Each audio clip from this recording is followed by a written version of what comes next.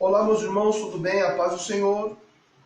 Sou o pastor Bruno Silva e vamos dar continuidade à nossa aula. Estamos na nossa terceira aula da matéria de teontologia. Matéria que estamos estudando acerca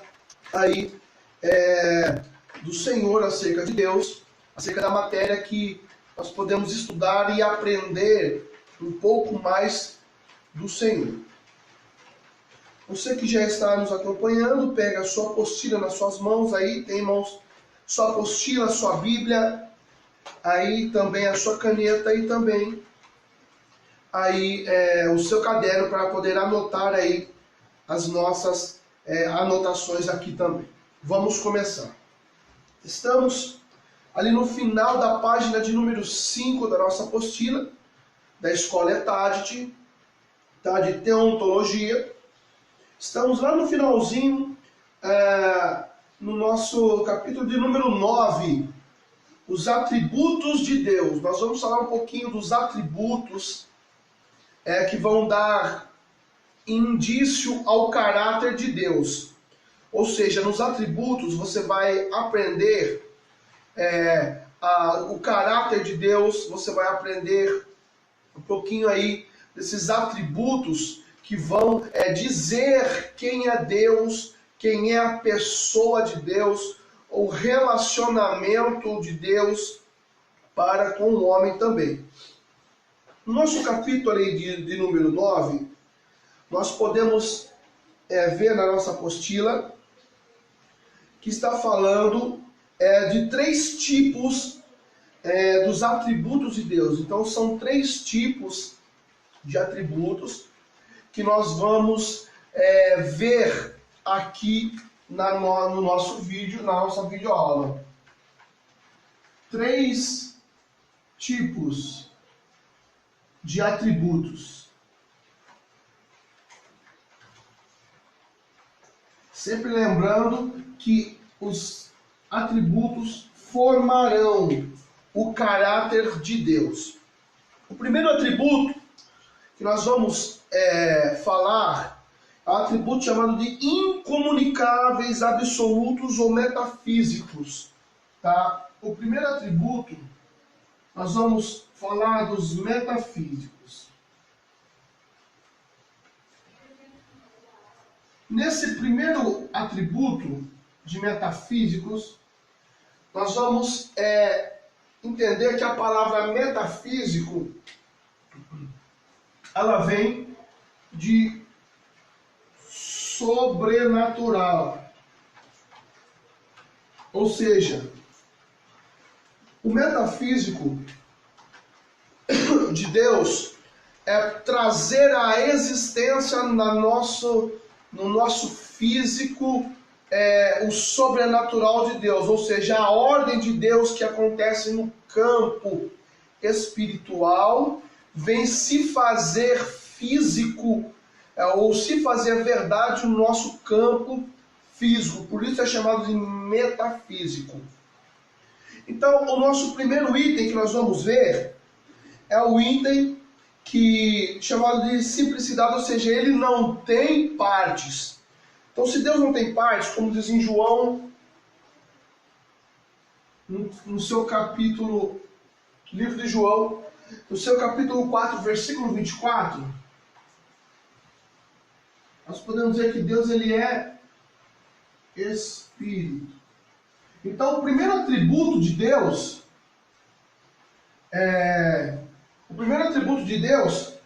é metafísico porque ele é não humano.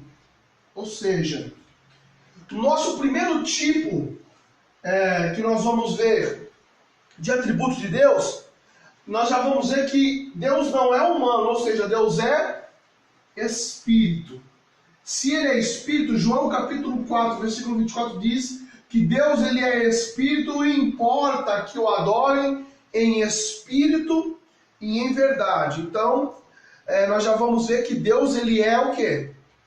Espírito. Tá? Deus não é homem, não é uma massa, não é uma estátua, não é algo físico. Deus ele é metafísico. Ele é sobrenatural, tá? Isso que nós temos que entender.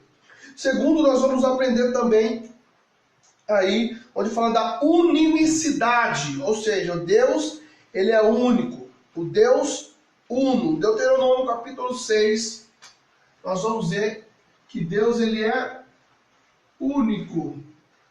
Em Deuteronômio, no capítulo de número 6, no verso de número 4, vai dizer que ele é único, ou seja, a unicidade de Deus, lá em Deuteronômio capítulo 6, vai dizer que não há outro, ou seja, não há outro. Se não há outro, nossa,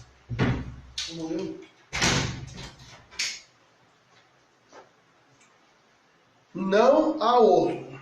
Então, se não há outro, não tem cópias, tá? Não tem ninguém que se parece, não tem ninguém que chega próximo, não tem ninguém que é igual. Então, Deus, ele é único. Tudo isso faz parte do atributo de Deus, ou seja, aquilo que nós podemos atribuir ao Senhor, tá? E agora nós vamos falar ainda, no nosso primeiro campo metafísico,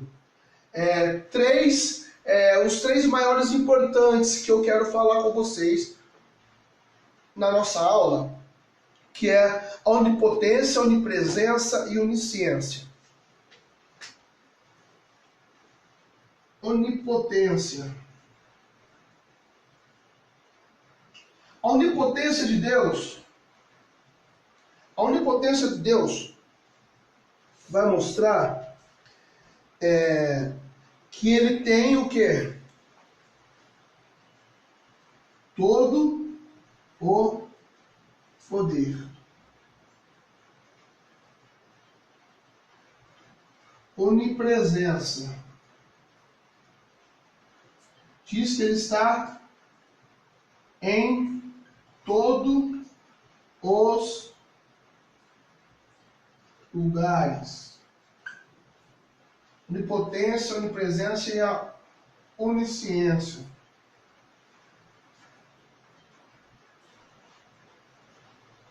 Onisciência.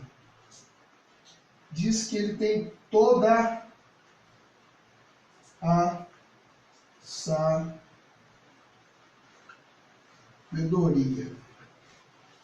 Então, o primeiro atributo de Deus, que são três, é um campo ligado ao campo metafísico, ou seja, um campo sobrenatural, que Deus ele tem. Ele não é um homem, uma massa, ele é um espírito. Segundo, ele é único, como Deus no capítulo 6, versículo 4, não há outro.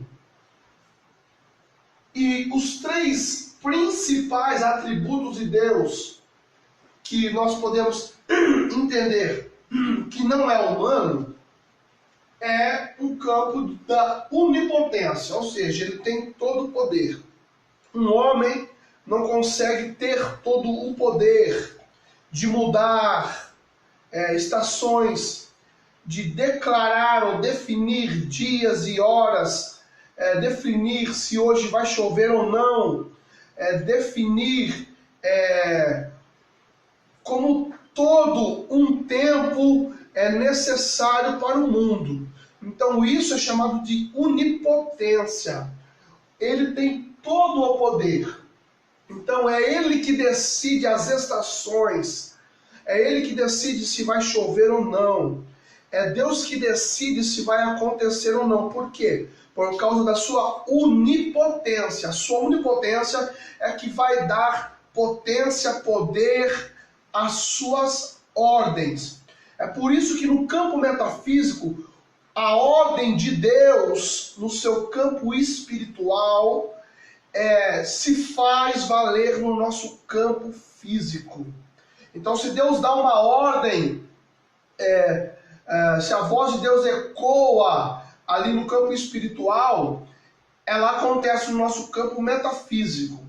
Então, quando Deus dá uma ordem, essa ordem é ouvida, declarada, feita, essa ordem é executada desde dos céus, na terra e embaixo da terra. Então isso é chamado de onipotência. Deus ele tem todo o poder de falar, de mandar, de executar, de fazer, sendo céus, terra ou inferno, seja campo físico e metafísico, seja campo espiritual também. Então isso dá valor à chamada onipotência de Deus. Segundo, a onipresença.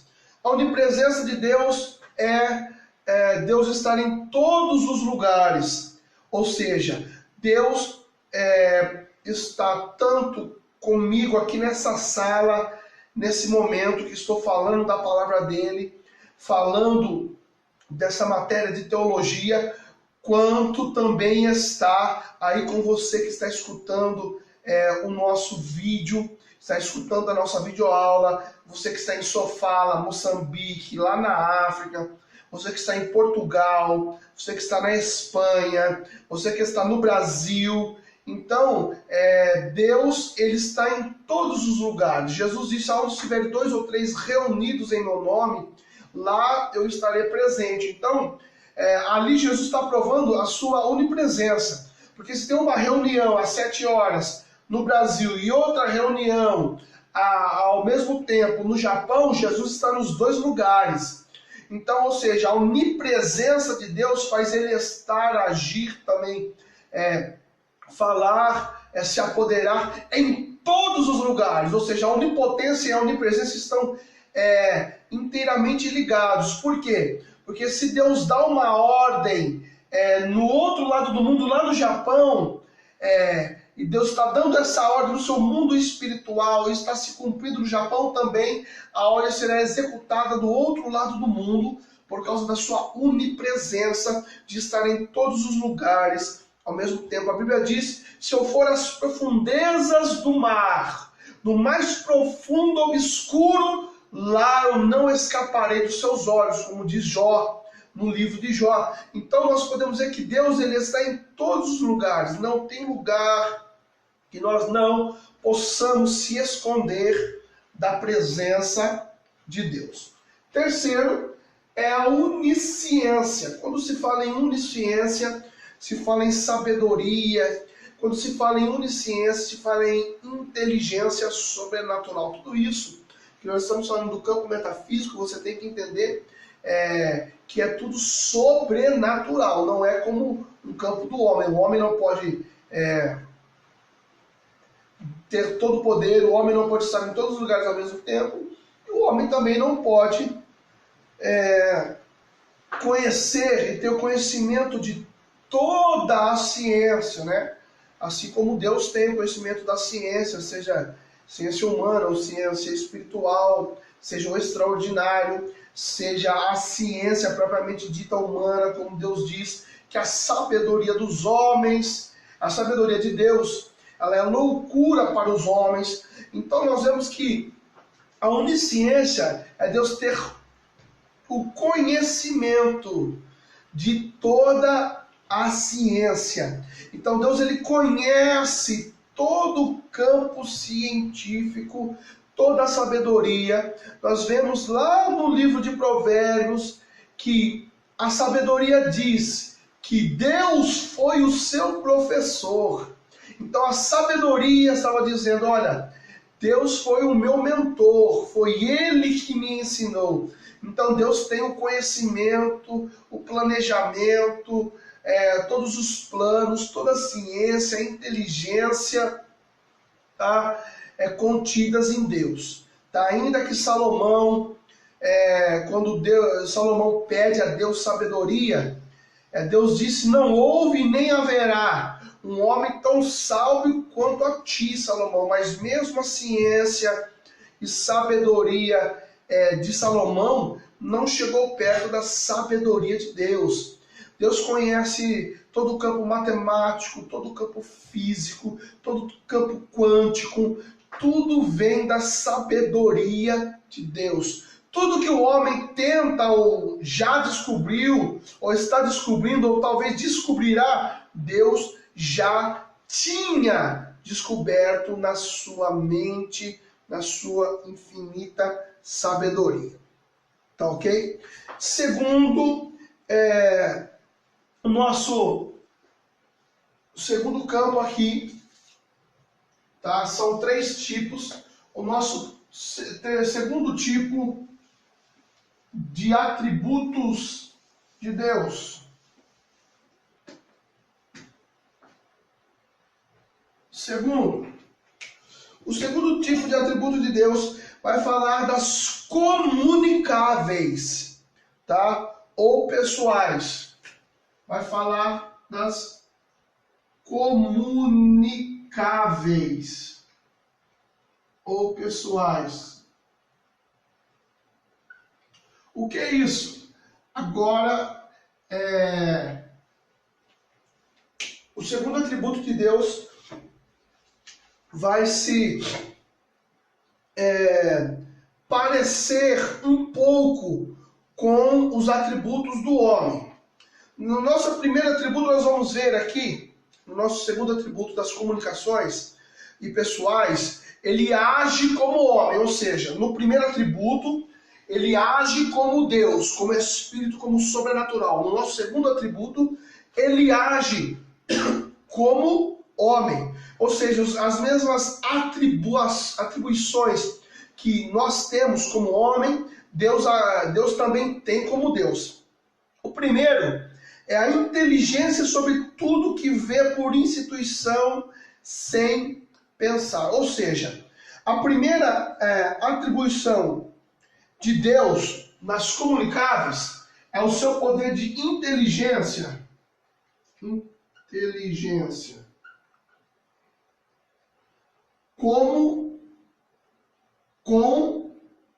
o pensar.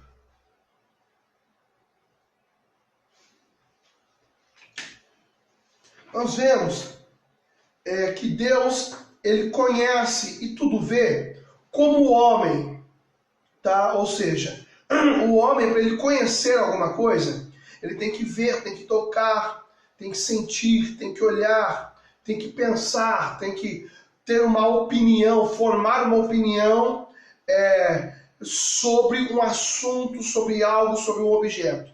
Então Deus, da mesma forma, ele age também como homem, porque tudo ele vê. Então, se tudo Deus vê, ele já tem uma opinião sobre aquilo que ele está vendo. Nós vemos aqui que tudo vê e conhece por intuição, sem pensar, ou como pensar. A inteligência do como pensar é uma inteligência de que Deus olha e observa e conhece algo ou alguém. O homem também é da mesma forma. E a inteligência sem pensar é a inteligência que Deus já tem, conhece, já adquiriu, sem precisar pensar, sem precisar obter um conhecimento daquilo, porque Deus já conhecia.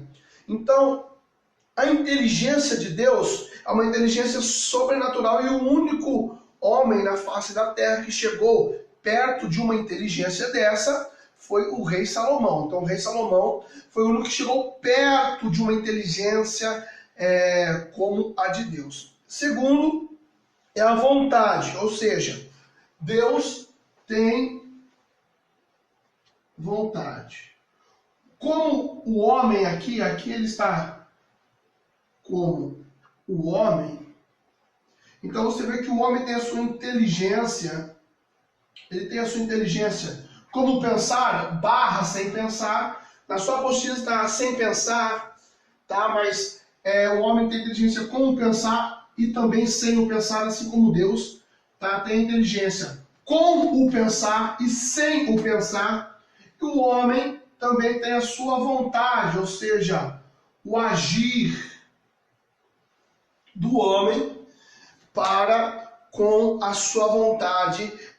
Se o homem tem a vontade de agir ou atuar ou desenvolver algo, o homem vai agir. Assim, é da mesma forma o atributo de Deus. Deus ele tem a vontade, então Deus ele age. Deus ele age a favor do seu povo. Deus ele age a favor da tua igreja. Então Deus também tem a atribuição de agir. Como a própria palavra de Deus diz que ele é o Senhor dos exércitos. Então é ele que luta. A Bíblia diz que Deus pelejará por vós. Não pelejeis porque Deus pelejará por vós. Então Deus luta, Deus age, Deus faz acontecer também nesse atributo, assim como é um atributo do homem, um atributo humano, para que o homem também possa estar executando. Tá? Agora nós vamos ver o nosso terceiro tipo de atributo. Vai anotando aí. Terceiro tipo de atributo. Nós vamos ver a nossa apostila, que vai ser o atributo da moral. E o atributo da moral de Deus é que vai formar o seu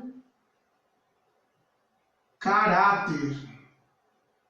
Então, nesse atributo da moral, nós vamos definir o caráter de Deus. Então, primeiro, nós vamos ver que a sabedoria de Deus a faz empregar os meios eficazes e dignos, inteligência infinitamente perfeita. Ou seja, Deus não erra na sua inteligência. Então Deus, ele é perfeito. Então, ou seja, primeiro caráter de Deus, perfeito. Na sua inteligência,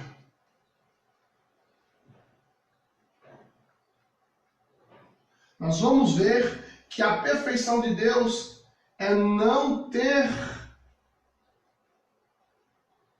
erros. Então, o primeiro destaque aqui da moral de Deus é ele ser perfeito na sua inteligência. Vamos lá. Segundo, a bondade de Deus. Você vai ver que está escrito, é o amor infinito e perfeito. O amor ama as coisas na proporção do valor e mérito e ama a si mesmo e a sua criação. Ele está dizendo que a bondade de Deus. Agora, a bondade.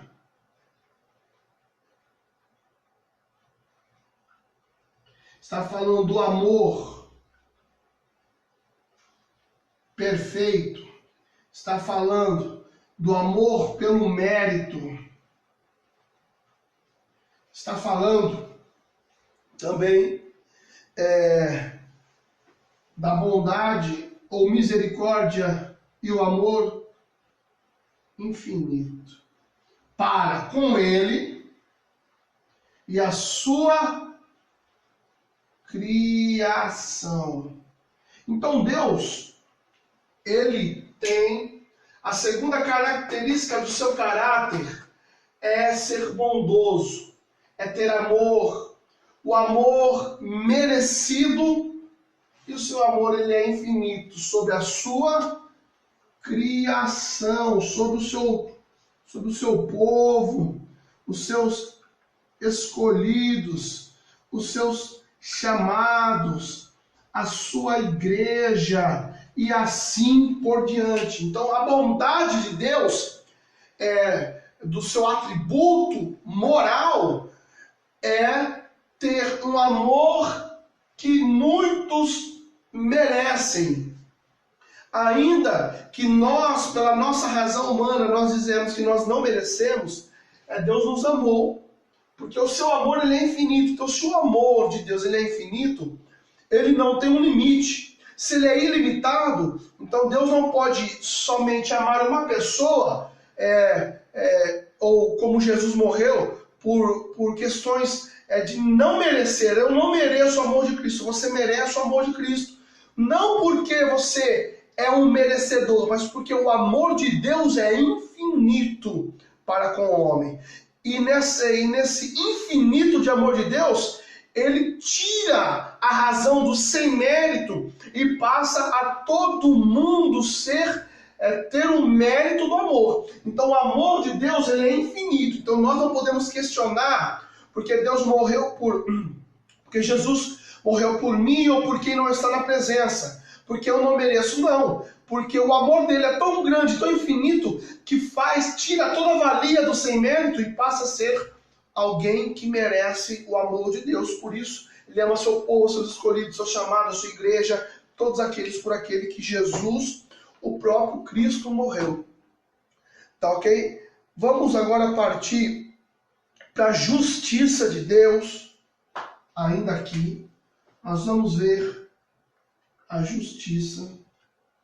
Quando se fala em ser justo, e Deus ele é justo com o seu povo, Deus ele é justo com todos. A palavra de Deus diz que o sol ele nasce ou ele brilha para todos, seja crente ou não crente, cristão ou não cristão. Então a justiça de Deus ela é feita para o seu povo, seja o seu povo estando em desobediência ou não, e todos estando na presença ou não também. Então, Deus ele é tão justo que a justiça de Deus transcende todas as religiões. Então, a justiça de Deus, ele passa por todas as religiões. Então, o ditado no mundo que diz tudo aquilo que você planta, você colhe. Mas isso está escrito em Eclesiastes capítulo 3, há tempo para todas as coisas. A lei da semeadura. Então, se você colher, você vai plantar. Então, a justiça de Deus, ela faz uma transcendência entre todas as religiões e entre todos os tempos, entre todos os países. Então, desde o ano 1 do mundo, a justiça de Deus já estava transcendendo e transcende até os dias de hoje e até os dias de quando vier a volta de Cristo. Então, tudo isso é a transcendência da justiça de Deus. Segundo, a santidade. Então, Deus ele é santo, ele tem uma retidão moral, ou seja, ele permanece na sua moral santa. Mais o amor, a dedicação absoluta em desejar o bom amor ao outro. Ou seja, Isaías 49, capítulo 49, versículo 15 diz: pode uma mãe que amamenta se esquecer do filho, todavia eu nunca me esquecerei de vós. Então o amor de Deus é tão grande, tão bondoso, tão infinito, que ele nunca se esquecerá do seu povo. Mas a verdade em uma concordância com tudo e com todos. Ou seja, Deus não usa de falsidade, Deus não é falso, não é mentiroso. Números 23, 23, não sou homem para que minta, e nem filho do homem para que se arrependa. Então Deus, ele não é mentiroso. O homem age de falsidade, o homem age de mentira, o homem age querendo se aproveitar de outra pessoa, o homem age de usurpação, mas Deus ele só age por amor. Deus não é mentiroso, Deus é santo, poderoso, e ele consegue agir em santidade na sua moral para com todos e no seu grande e eterno amor. Então ele é verdadeiro. Agora a última questão aqui do nosso terceiro atributo, que é o atributo moral, nós vamos falar da liberdade. Esse é um ponto bem forte que eu quero falar com vocês ainda aqui no nosso terceiro, que vai formar o caráter de Deus. Eu quero explicar algo para vocês. Está falando da liberdade.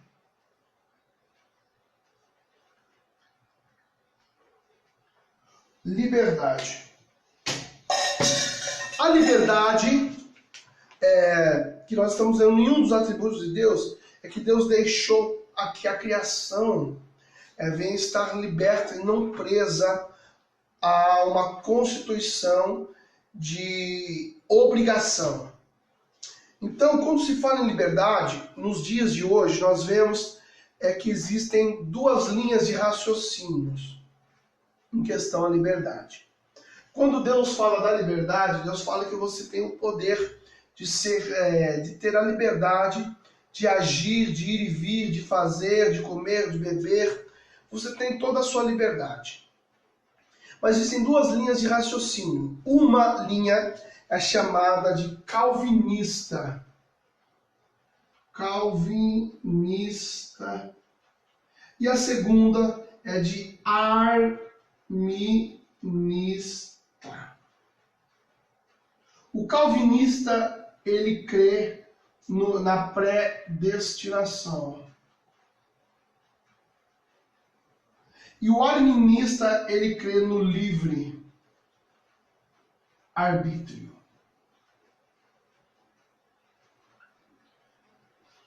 Fundador do calvinismo foi John Calvin em 1533, quando ele se converte numa igreja luterana e começa desde então a pregar a liberdade, que aconteceu em 1517 por Martinho Lutero, que é a grande revolução aí do protestantismo. Então, a partir de 1553, quando John Calvin ele conhece Jesus, ele começa então a ser aí um teólogo francês e ele começa a pregar sobre predestinação. E a predestinação diz que todo mundo é destinado a ir para o céu ou para o inferno. Então, John Calvin ele está pregando a predestinação. O arminianismo ou o arminista é uma escola fundada por Jacobus Armínio, e ele prega acerca do livre-arbítrio. E essa escola ensina a palavra de Deus, falando acerca da liberdade de escolha que você tem. Você escolhe servir a Deus ou não, você escolhe dentro da servidão a Deus, você escolhe se você quer ir para o inferno ou ir para o céu, a escolha é sua. No atributo do caráter de Deus, nós estamos falando em liberdade. Se Deus nos deu a liberdade, a visão da predestinação fica um pouco equivocada na liberdade que Deus nos dá. E a visão do arminianismo, do livre-arbítrio, se encaixa mais na liberdade que Deus nos dá. Mas a Bíblia diz que não vos dei lugar à carne por causa da liberdade. Colossenses 5:22. Tessalonicenses 5:22. Não dê o quê? Ocasião à carne por causa da liberdade. Então a liberdade que Deus estava empregando para a sua criatura,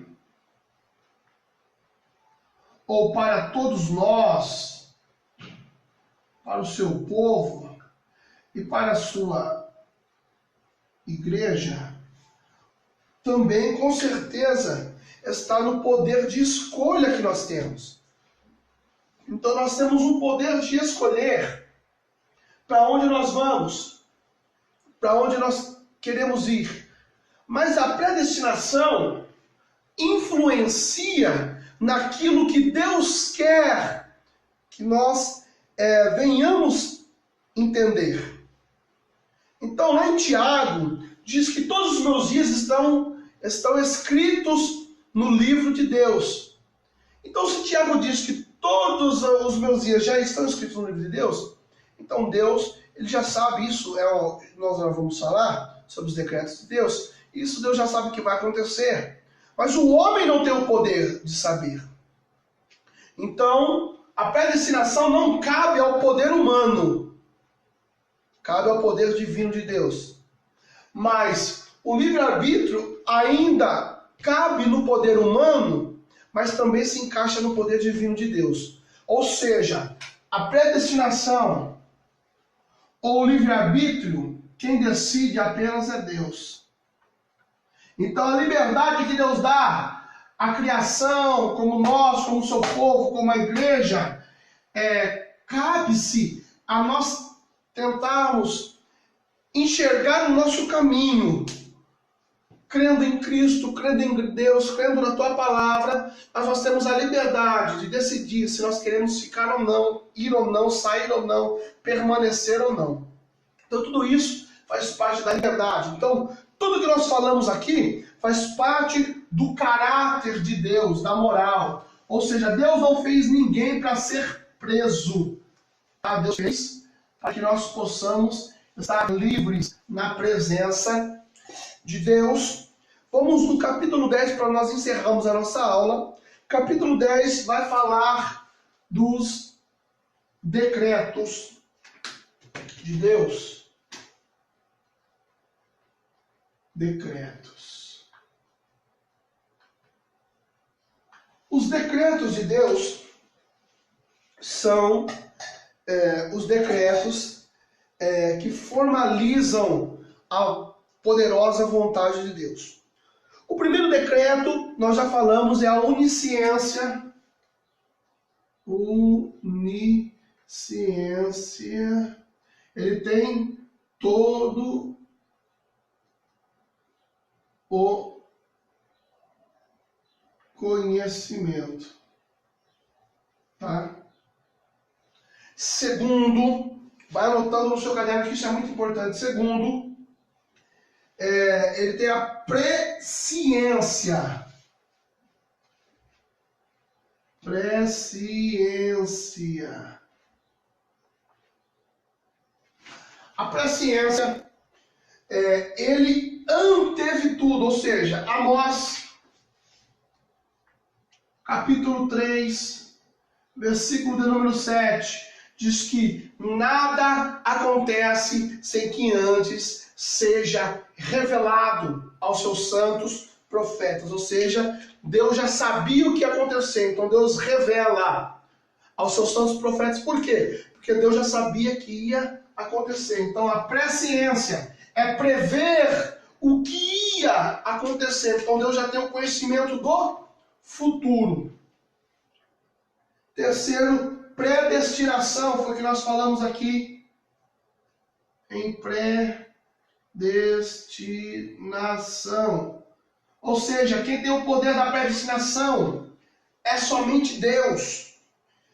Nós vemos em Tiago, capítulo 1.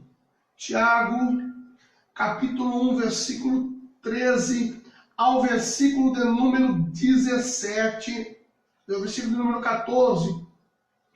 Nós vemos que os nossos dias estão escritos no livro de quem? No livro de Deus. Então o único que pode determinar a minha predestinação não é eu. É Deus que determina a minha predestinação. É Deus que vai determinar. Então ele já conhece, ou seja, o poder de predestinação é o conhecimento dos seus dias, tá bom? É o conhecimento dos seus dias. Não estou falando de John Calvino ou de arminista. Não estou fazendo apologia a nenhum desses dois pensamentos. Mas o poder da predestinação ainda é de Deus e não do homem. Vamos lá. Quarto é a retribuição.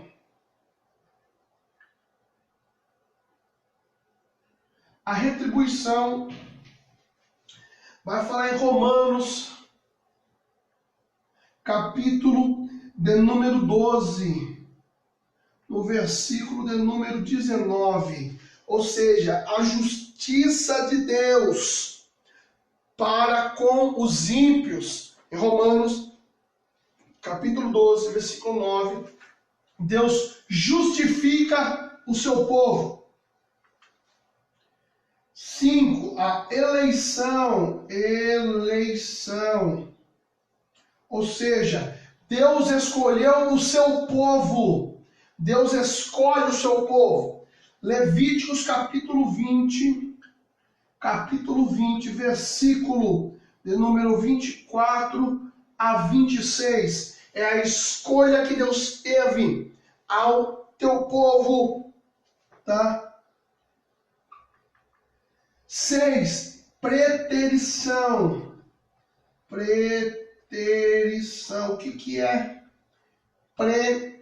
preterição? A preterição é evitar falar de algo, de alguma coisa ou de alguém. Então a preterição é Deus não falando do quê? Dos ímpios. Que isso? Deus não questiona ou Deus não indica ímpio. Deus não fala sobre o assunto da impiedade, sobre o assunto de incredulidade, referindo ao povo ímpio, tá? Deus, para ele não importa esse assunto do ímpio. O que importa é o assunto do povo de Deus. Deus diz para evitar o ímpio, Deus diz para não ser como o ímpio, mas Deus não fica falando, ou seja, o assunto geral não é falando ímpio, o assunto é o povo de Deus. E para terminar, nosso número 7, vou escrever aqui no canto, que é ser pai. Mas olha que os decretos de Deus é o que ele decreta. É o que ele fala, determina. Então, nos decretos de Deus, você vai ver ele tendo todo conhecimento pelo seu decreto, porque ele determina ter o conhecimento. A presciência, ele determinou o conhecimento de tudo, todas as coisas futuras. Então, em Amós capítulo 3, versículo 7, ele avisa seus profetas antes de acontecer alguma coisa. Isso é uma ação. Todo decreto de Deus é uma ação. A ação da predestinação, como em Tiago, capítulo 1, versículo 13, versículo 14.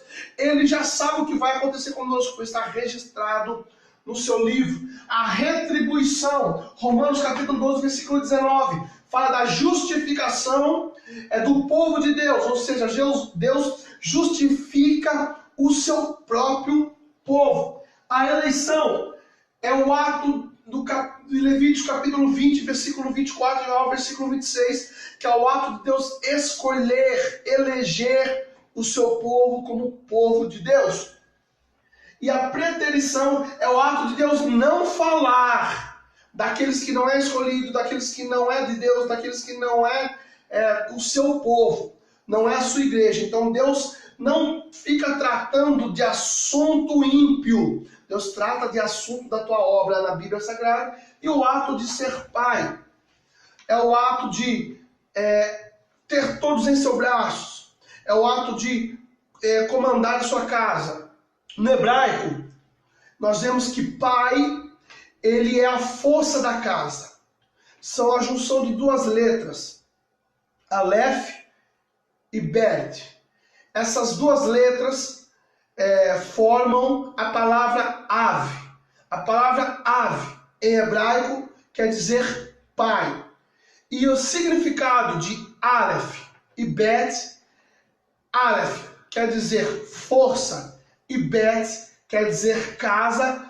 Então, juntando, se forma Av, que quer dizer pai. Então, Av é a força da casa. Então, pai, ele é a força da casa. Deus, ele é a força da sua casa, a força da igreja, a força da palavra, a força dos teus filhos. Pai, Deus é Ave, a força do seu povo. Tá bom, meus irmãos?